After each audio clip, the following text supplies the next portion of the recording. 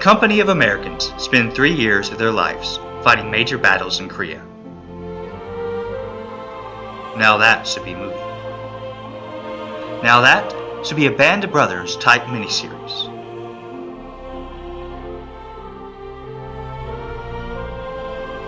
Hello, and thank you for watching today's episode of That Should Be a Movie. I'm C.W. Johnson Jr. Today's book I pitches movie, or miniseries, is Give Me Tomorrow, the Korean War's greatest untold story, the epic stand of the Marines of George Company by Patrick K. O'Donnell from Capo Pres.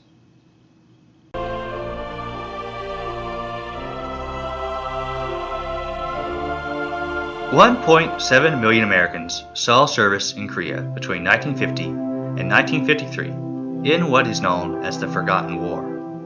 Over 33,000 of them would pay the ultimate price, while another 103,284 would be wounded. Over 7,000 are still missing.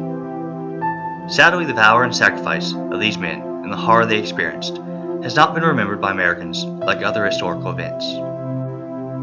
I believe this could be corrected when a movie or a miniseries that follows the experience of a select group of men as they serve throughout the conflict, like Easy Company in World War II and Band of Brothers.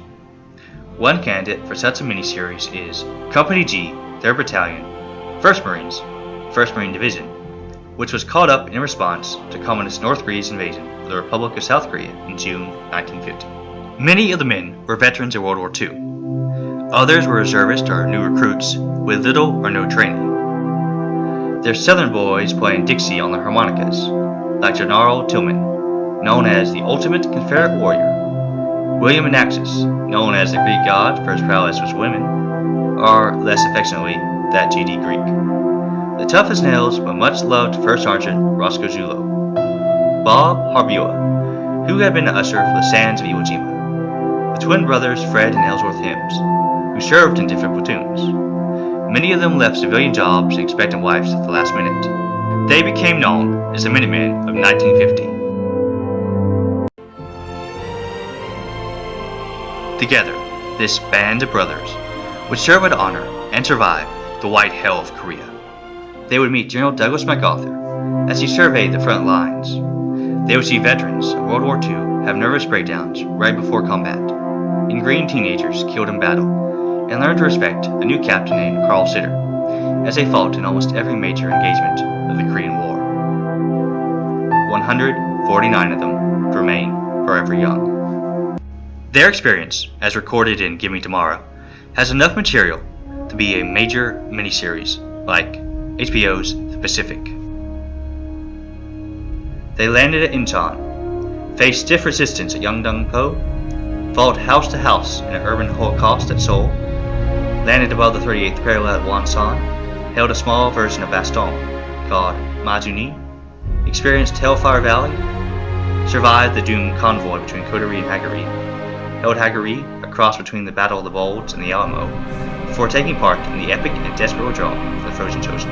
Fought in the frozen hell at East Hill for 5 days, crossed the chasm at Funchun Pass, hunted for guerrillas, recaptured ground including Hill 303 during Operation Killer, helped secure Seoul for the 4th time during Operation Ripper, held Hill 902 against the Chinese Spring Offensive, seized Hill 751, helped push past the 30th parallel and establish and then hold the Kansas line at Hill 11 during the phase called the Outpost War, and finally took part in the final stand at Boulder City, keeping the road to Seoul closed to the Chinese, thus ending the war by denying them a bargaining chip.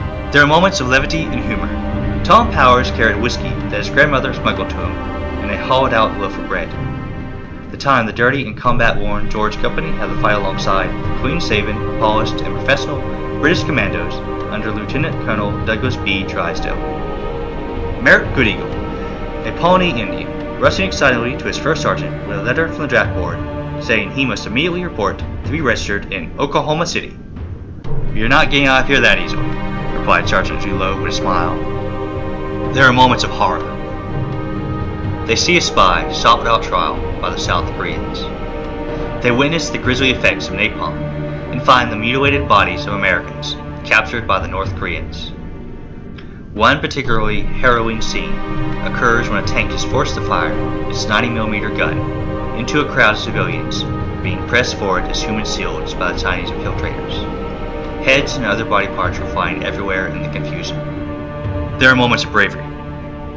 Good Eagle won his warrior's feather in hand-to-hand combat after killing a red Chinese with an ammo box on the slippery slopes of East Hill. The company became known as Bloody George. Tillman would win a Silver Star, and Zullo would be recommended for a Medal of Honor. 3 members would win the Medal of Honor: Captain Carl L. Sitter, Private First Class William B. Bogg, and Technical Sergeant Harold E. Wilson. One can almost hear With the Old Breed by Hans Zimmer from the Pacific soundtrack when reading the citations for these men. Citation for Captain Carl L. Sitter. For conspicuous gallantry and intrepidity at the risk of his life above and beyond the call of duty, as commanding officer of Company G, 3rd Battalion, 1st Marines, 1st Marine Division, reinforced, in action against enemy aggressor forces at Haegarri, Korea, on November 29th and 30th, 1950, ordered to break through enemy-infested territory. To reinforce his battalion in the early morning of November 29th, Captain Sitter continuously exposed himself to enemy fire as he led his company forward, and despite 25% casualties suffered in the furious action, succeeded in driving through to his objective. Assuming the responsibility of attempting to seize and occupy a strategic area occupied by hostile forces of the regiment of strength, deeply entrenched on a snow-covered hill, commanding the entire valley southwest of the town, as well as the line march of friendly troops withdrawing to the south, he reorganized his depleted units for the following morning, and boldly led them up the steep, frozen hillside under blistering fire, encouraging and redeploying his troops as casualties occurred, and directing forward platoons as they continued to drive to the top of the ridge. During the night, when a vastly outnumbering enemy launched a sudden, vicious counterattack, setting the hill ablaze with mortar, machine gun, and automatic weapons fire, and taking a heavy toll on troops, Captain Sitter visited each foxhole and gun position, coolly deploying and integrating reinforcing units consisting of service personnel unfamiliar with infantry tactics into a coordinated combat team, and instilling in every man the will and determination to hold his position at all costs. With the enemy penetrating his lines in repeated counterattacks, which often required hand-to-hand combat, and on one occasion infiltrating to the command post with hand grenades, he fought gallantly with his men in repulsing and killing the fanatic attackers in each encounter. Painfully wounded in his face, arms, and chest by bursting grenades, he staunchly refused to be evacuated and continued to fight on until successful defense of the area was assured, with a loss to the enemy of more than 50% dead, wounded, and captured. His valiant leadership, superb tactics, and great personal valor throughout 36 hours of bitter combat reflect the highest credit upon Captain Sitter of the United States Naval Service. Citation for Private First Class William B. Bogg. For conspicuous gallantry and intrepidity at the risk of his life above and beyond the call of duty, while serving as a member of an anti-tank assault squad, attached to Company G, 3rd Battalion, 1st Marines, 1st Marine Division, reinforced, during a nighttime attack against a motorized column en route from Haegarri to Haegarri, Korea, on November 29, 1950. Acting instantly when a hostile grenade landed in his truck as he and his squad prepared to alight and assist in the repulse of an enemy force delivering intense automatic weapons and grenade fire from deeply entrenched and well-concealed roadside positions, Private First Class Bogg quickly shouted a warning to the other men in his vehicle, and, unmindful of his own personal safety, hurled himself upon the deadly missile, thereby saving his comrades from serious injury or possible death. Sustaining severe wounds from which he died a short time afterward, Private First Class Bogg, by his superb courage and valiant spirit of self-sacrifice, upheld the highest traditions of the United States Naval Service. He gallantly gave his life for his country. Citation for Technical Sergeant Harold E. Wilson. For conspicuous gallantry and intrepidity at the risk of his life above and beyond the call of duty, while serving as platoon sergeant of a rifle platoon attached to Company G, 3rd Battalion, 1st Marines, 1st Marine Division, reinforced, in action against enemy aggressor forces in Korea on the night of 23rd-24th April 1951. When the company outpost was overrun by the enemy while his platoon, firing from hastily constructed foxholes, was engaged in resisting the brunt of a fierce mortar, machine gun, grenade, and small arms attack launched by hostile forces from high ground under cover of darkness, Technical Sergeant Wilson braved intense fire to assist the survivors back into the line and to direct the treatment of casualties.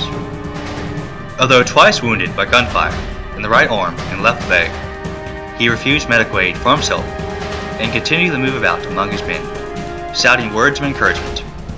After receiving further wounds in the head and shoulder as the attack increased in intensity, he again insisted upon remaining with his unit. Unable to use either arm to fire, and with mounting casualties among our forces, he resupplied his men with rifles and ammunition taken from the wounded.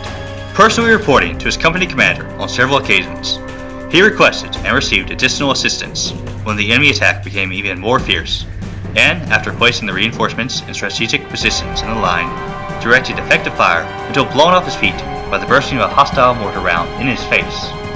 Dazed and suffering from concussion, he still refused medical aid, and despite weakness from loss of blood, moved from foxhole to foxhole, directing fire, resupplying ammunition, rendering first aid, and encouraging his men. By his heroic actions in the face of almost certain death, when the unit's ability to hold a disadvantaged position was doubtful, he instilled confidence in his troops, inspiring them to rally repeatedly and turn back the furious assault. At dawn, after the final attack had been repulsed, he personally accounted for each man in his platoon, before walking, unassisted, 1/2 mile to the aid station, where he submitted to treatment. His outstanding courage, initiative, and skilled leadership in the face of overwhelming odds were contributing factors in the success of his company's mission and reflect the highest credit on Technical Sergeant Wilson and the United States Naval Service. Because I believe it would help Americans remember all those who served in Korea, I believe that Give Me Tomorrow by Patrick K. O'Donnell should be a Band of Brothers or Pacific-like HBO miniseries that honors our Korean War veterans.